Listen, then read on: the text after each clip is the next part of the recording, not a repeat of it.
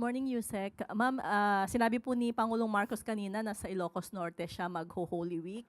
Pwede po bang humingi ng karagdagang detalye? May nabanggit ba siya kung anong mga activity niya doon, anong gagawin niya, or magbabakasyon lang siya?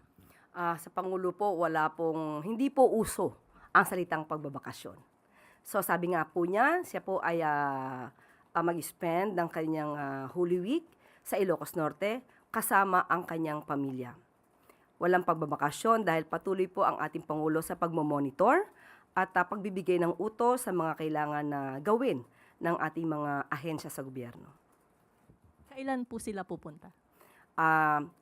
Hindi po na ibigay sa atin kung anong oras at anong araw, pero binanggit po niya na doon po ang pagbibigay ng oras doon po sa Ilocos Norte.